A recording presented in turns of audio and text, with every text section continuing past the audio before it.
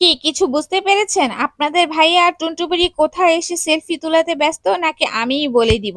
তার আগে বলে দিচ্ছি, আপনাদের ভাইয়া শুধু একা না, এখানে কিন্তু অনেক ভাইয়া আপুরাই আছে যারা ছবি তোলাতে অনেক ব্যস্ত আর কেনাকাটাতে অনেক ব্যস্ত। হয়তোবা বুঝতে পেরেছেন। যাই হোক, আসসালামু আলাইকুম, সবাই কেমন আছেন? আলহামদুলিল্লাহ আমি ভালো আছি। তো আমি বলেই দিচ্ছি যে আমরা কোথায় আসছি। আমরা হচ্ছে ঢাকা আন্তর্জাতিক বাণিজ্য মেলায় আসছি। তো এখানে তো অনেকে হয়তোবা ঘুরে গিয়েছেন। বছরে একবারই হয় আমাদের এই ঢাকাতে বাণিজ্য মেলা। এটা তো আপনারা সবাই জানেন কম বেশি। যাই হোক, অনেকের ঘোরাফেরা একদমই শেষ। আর মেলাটাও কিন্তু শেষ প্রান্তেই চলে আসছে মাসের। আর আমরা একটুখানি দেরি করেই চলে আসছি। আর আসবো না বলেছিলাম। আর বলেও কিন্তু আসা হয়ে গেল। যাই হোক, এখানে আসা একমাত্র টুনটুবুরির উদ্দেশ্যেই। আর টুনটুবুরি কিন্তু এই মেলাতে ৩ বার আসলো। যাই হোক, টুনটুবুরি তখন ছোট ছিল একটু, তাই বেশি একটা বুঝি না। এখন একটু বড় হইছে, আনন্দটা উপভোগ করতে পারবে। তো আমার মেয়ে কিন্তু বরাবরের মতোই মেলা খুবই পছন্দ করে। তার তো অনেক মানে খুবই পছন্দ। তো এখানে এসে টুনটুবুরি আর আপনাদের ভাইয়া তো সেলফি তোলাতে ব্যস্ত। সে তো ভুলেই গেছে যে আমি এখানে আছি এক বেচারি। যাই হোক, আশেপাশে অনেক আপুরাই কিন্তু এখানে ছবি তুলতেছে। কারণ মেলাটা দেখতে কিন্তু সুন্দর। তার জন্যই কিন্তু সবাই ছবি তুলে এখানে। আর সবারই কিন্তু ছবি তুলতে ভালো লাগে। ভালো লাগে কারো ছবি তুলতে, কারো কেনাকাটা করতে, কারো আবার ঘুরতে। যাই হোক, যার যেমন সামর্থ্য তার তেমনই চলা উচিত।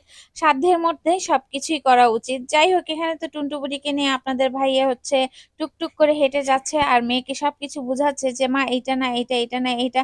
তো আমাদের কাছে কিন্তু সবকিছুই ভালো লাগে। আর সবাই বলে যে, মেলায় নাকি জমজমাট না, মেলায় কেউ আসে না বাণিজ্য মেলায়, মেলায় আসতে অনেক মানে প্যারা, এই সেই হ্যান-ত্যান। আর আমি এসে দেখি যদি কেউ নাই আসে তাহলে এত ভিড় কেন? এত মানুষ, মানুষের জন্য হাঁটা যাচ্ছে না। এত স্টল এখানে আছে মানে বলার মতো না।